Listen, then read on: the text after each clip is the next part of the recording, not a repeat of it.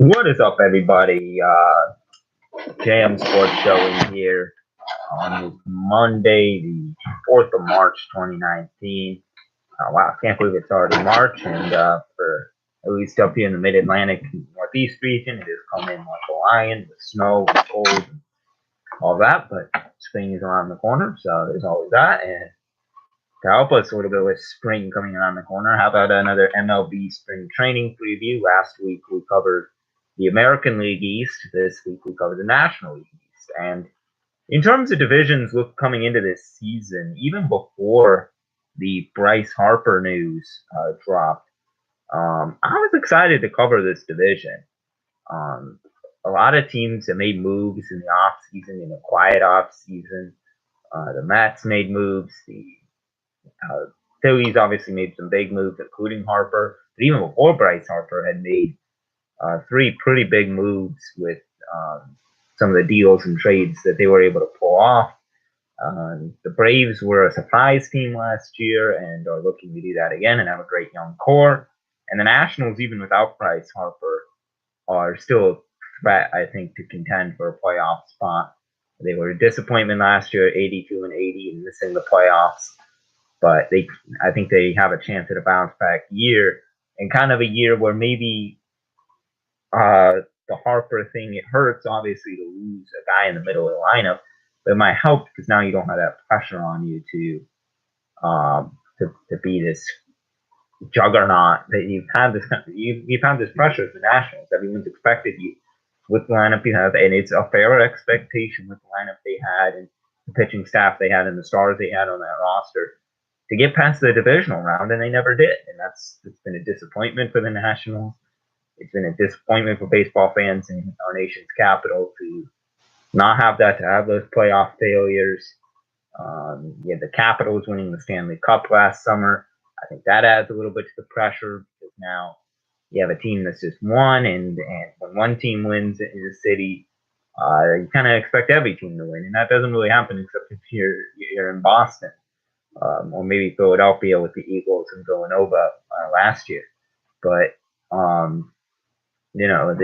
it's hard to win titles in every sport, but that's the expectation fans put on their city's teams, and whether it's fair or not, when you have the roster the Nationals did, you expect to. But I'll cover the Nationals a little later on, a little more in depth in the video, because I want to cover. We'll start. I kind of do this. I do it geographically.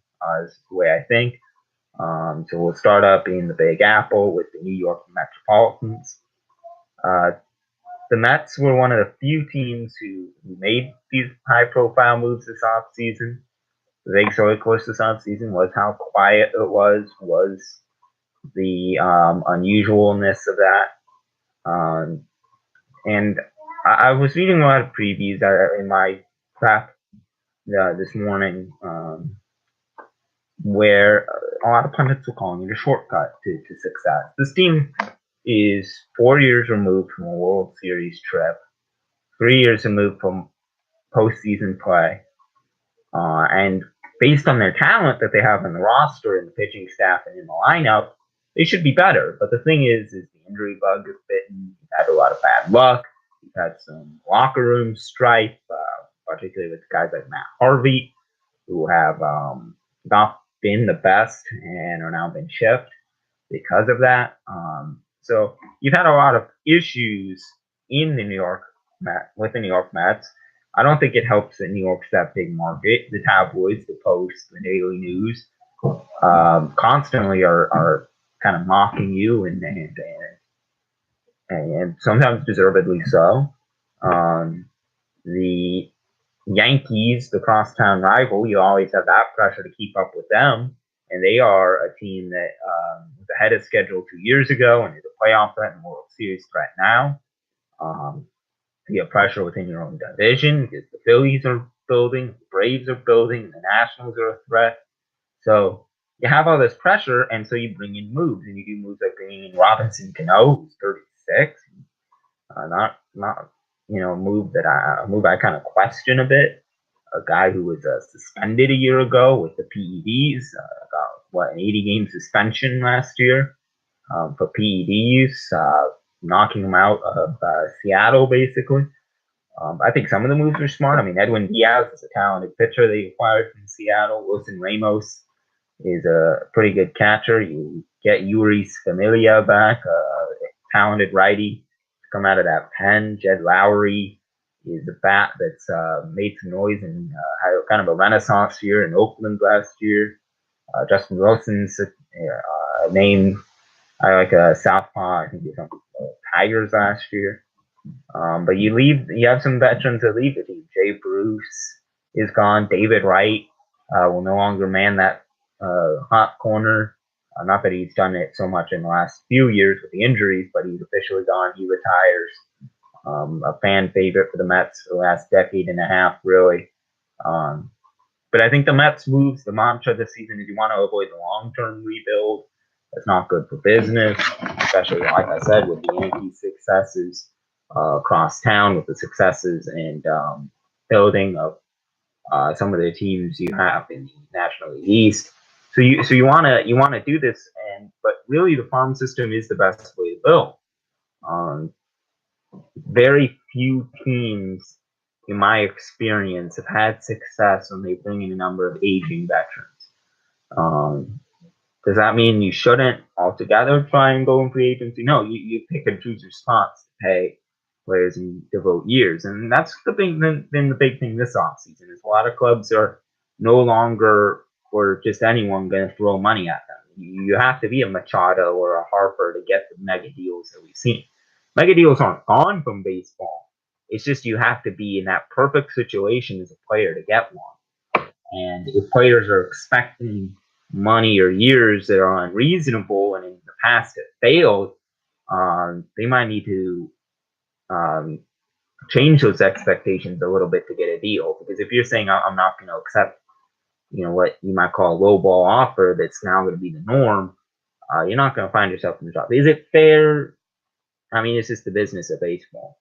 I'm not one of those guys that's launching into this conspiracy take that there's a collusion going on, that veteran players, that fan favorites are not being signed because baseball wants to shut them out. That'd be one of the stupidest things you could do as a sport, to shut out a star and potential stars and fan favorites because you have some beef with them. No, I think it's money wise and contract wise. Teams are changing. The metrics are all in. That's the popular way, and you want to be able to pick your spots rightly. Now, that doesn't mean that there's not going to be stupid money thrown at superstar players. The Machado levels where he gets 10 years, 300 mil. The Bryce Harper guys that get 13 years, 330 million, no opt-out clauses. That's just insane. But that's only a few players. It's the Giancarlo Stantons. That's the Bryce Harpers, the Manny Machados. In a couple years, Mike Trout. In a couple years, maybe Aaron Judge. Those are the kind of players that get those kind of deals. If you're past 29, if you're in your 30s, you might expect more of these 1 to 2 year deals, a lot less money, because you don't want to have that long-term commitment to a player that might not have the health or has that natural decline as you age. And in sports, you age a little bit faster. I mean, in the general population, 35 isn't an old age. You're still in a bit of the prime of your life, but as an athlete, if you're playing 100 odd baseball games a year, that's a lot of strain on your body. So you age a bit faster athletically, and your athleticism starts to die down a bit in any sport. And that's why it's amazing that we do have 40-year-olds in football and baseball and whatever that can still excel, but it's rare. And oftentimes you expect when that happens that there's a bit of a performance enhancing aspect to that.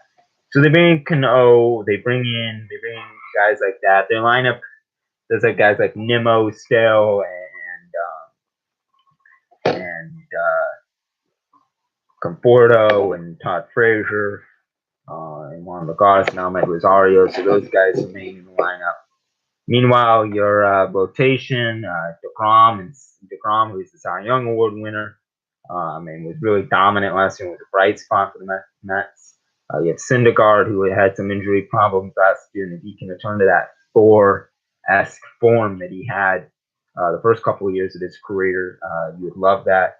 And then you have guys like Zach Wheeler, Steven Matz, and Jason Vargas, who kind of round out that rotation, and guys that are kind of up and down, and depending on health, you really need your rotation to stay healthy.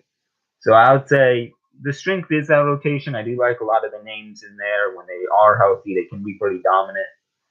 But again, that weakness is the age and the injuries. I'm not a big believer in the Mets this year. I think they improved slightly, but I still think they're going to be a below 500 team. I just think it's too competitive of a division, and they don't have enough young talent in that roster to really keep up. So my projected record is 78 and 84. Moving down to 95, we head into Philadelphia, and this is probably the team that's gotten most buzz in the offseason, especially with the addition of one Bryce Harper. And I said this in the introduction, even before the Harper mega deal, this was a team that added a ton of talent this offseason.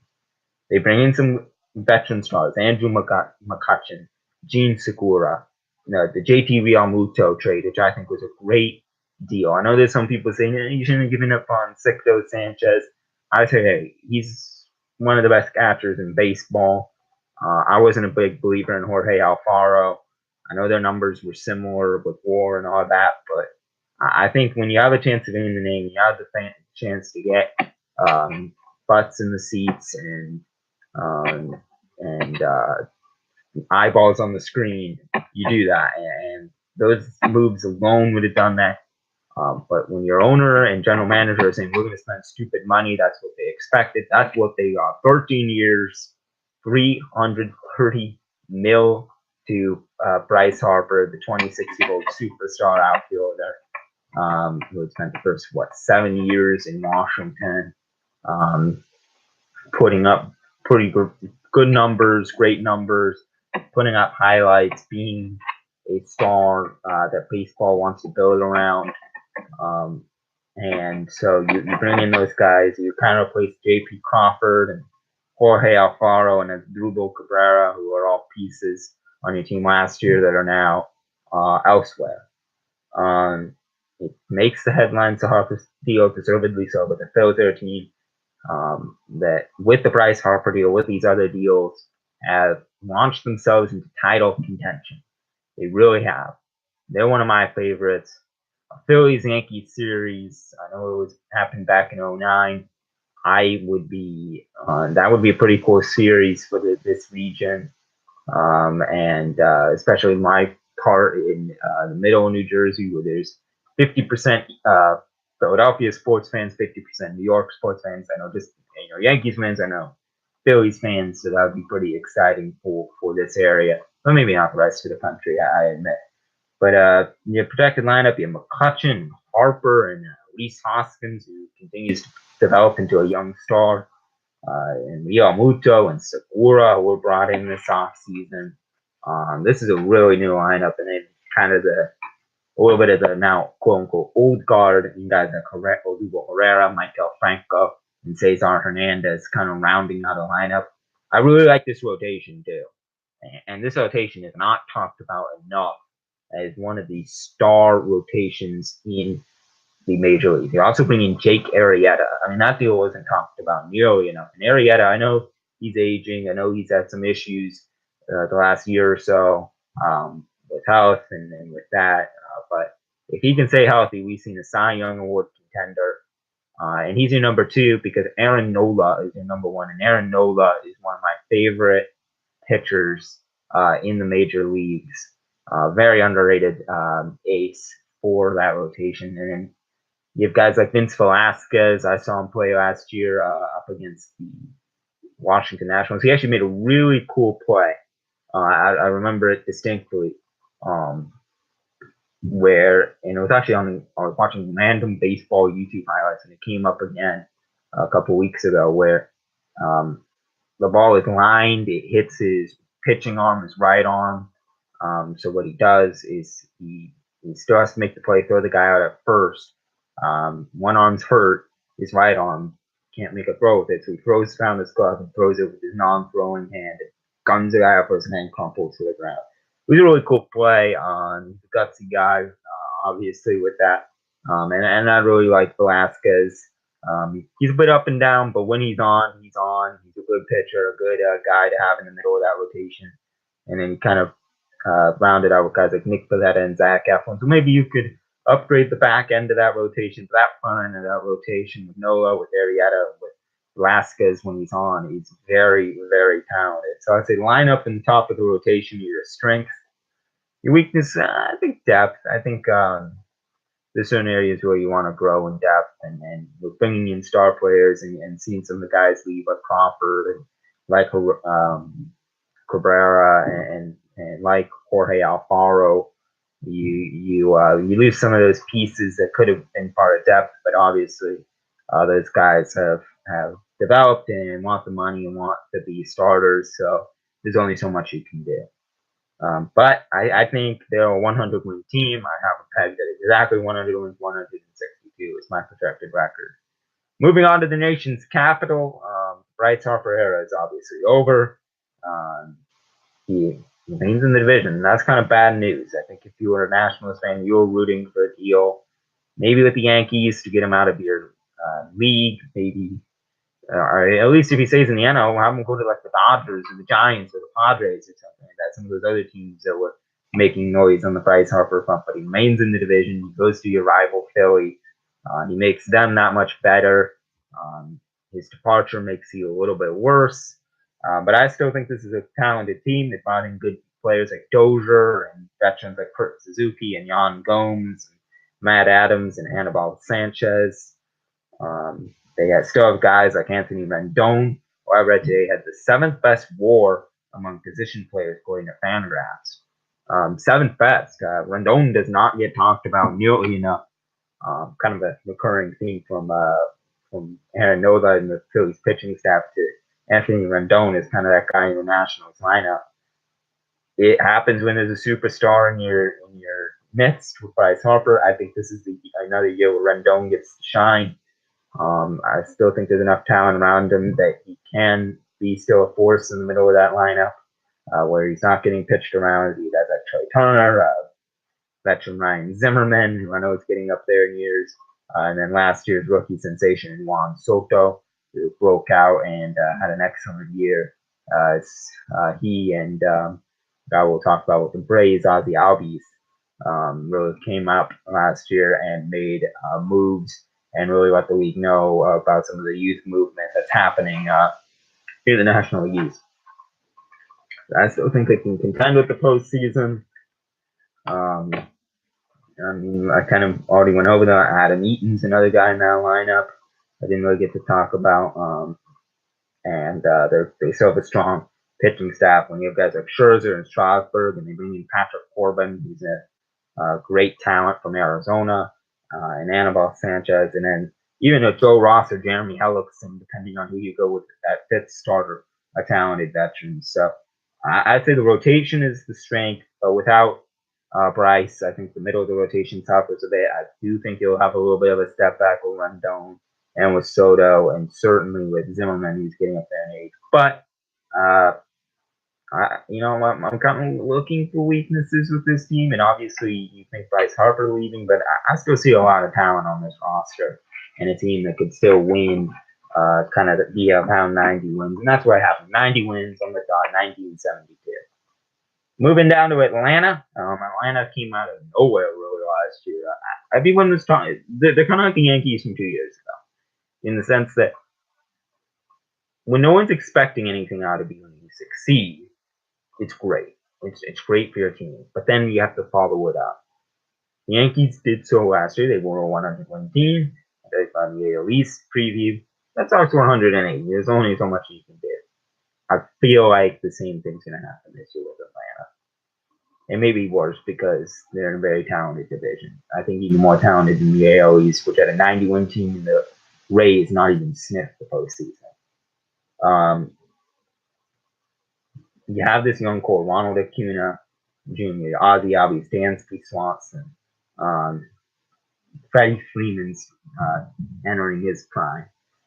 You bring in guys like Donaldson and Markakis. We'll bring back Markakis and have Brian McCann come back. It kind of looks like he's going to finish out his career where he started in Atlanta. You have talented guys like Indian Fiarte at the bottom half of that lineup.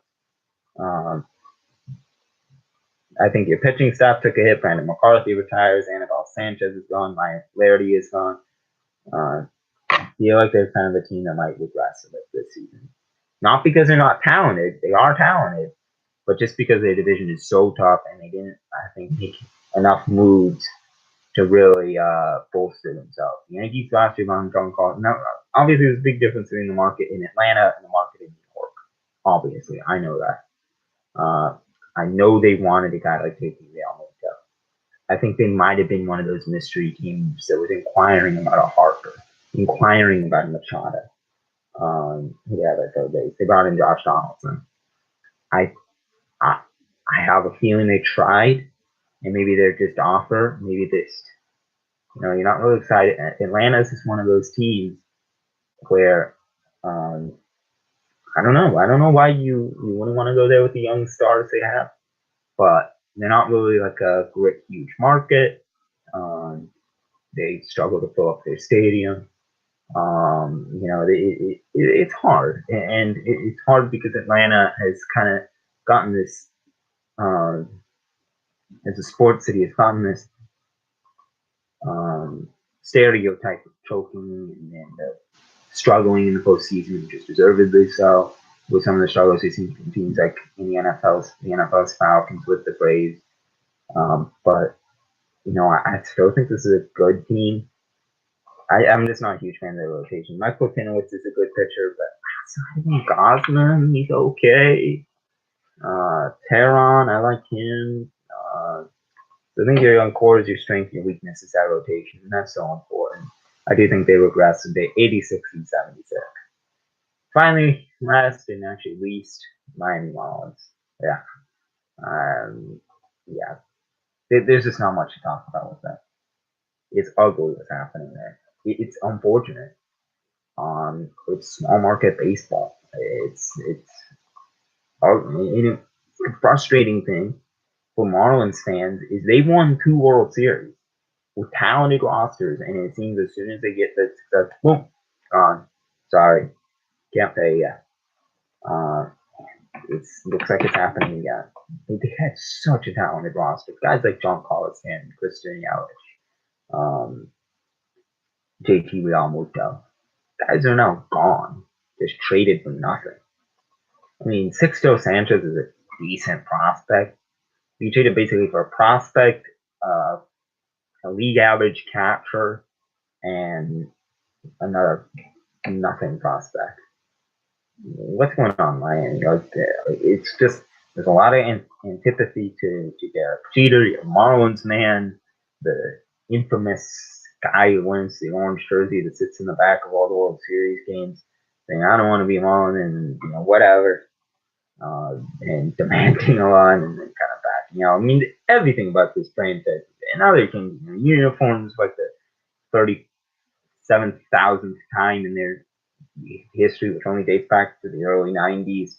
When they were the Florida Marlins, and then they were Miami Marlins, and they were wearing orange, and now they're wearing black, and before they were wearing green, and if you can't even decide on your uniforms and what color they should be, how do you expect to, I know it's a minor nitpick fashion-wise, but there's a reason why teams with consistent fashions, that maybe there's a little bit to this, have success, because you're not worried about how you look.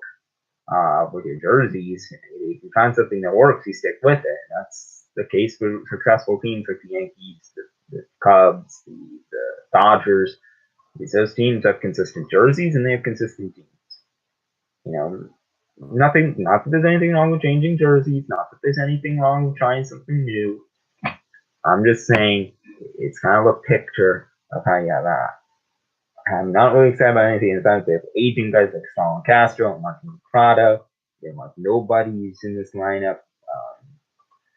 This is not going to be a great team. The rotation, Uranus, he's okay. Straley, and then outside of that, not much. So prospect pool, I guess. I mean, I guess it's your goal now is to develop prospects.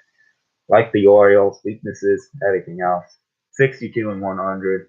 I thought the over/under was 62 wins. It could be easily worse. So that's really all I have to say about Miami.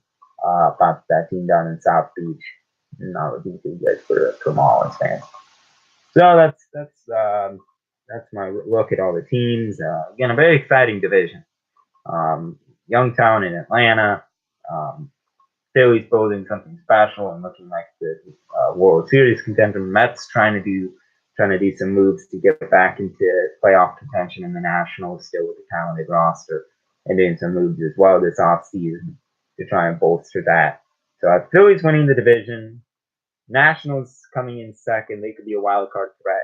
Braves in third. Are they a wild card threat? Depending on how the rest of the NL works out. Maybe Mets and Nationals, or sorry, Mets and Marlins. Mets and Marlins in that kind of bottom half, with I think Marlins being one of the worst teams in baseball coming into this season. So that's my NL East preview. Leave a comment on what you think. I know I'm going to get a lot of Phillies fans on here who are excited. If you're watching this a little later, I might thumbnail with Bryce Harper in Phillies uniform. I will stick with the schedule I kept last week. Sometime when I drop my next video, it will be on the American League Central. We'll go National League Central, American League West, National League West to finish off. All before the season starts here at the end of this month. It's coming up, folks. Spring training's in full gear. About a week. We've already had weird injuries and a lot of fun with that. I'm watching some of the spring training. Don't overreact to it, but have fun. I've been enjoying it. That it's back and that baseball is. You can go on MLB.com now, and it's all about free agency. It's all about games being played and people enjoying the warmth down there in Arizona and in Florida. So be sure to hit that subscribe button, comment down below anything, and follow me on Twitter at JMoney18C. And I will see you guys next time. Thank you.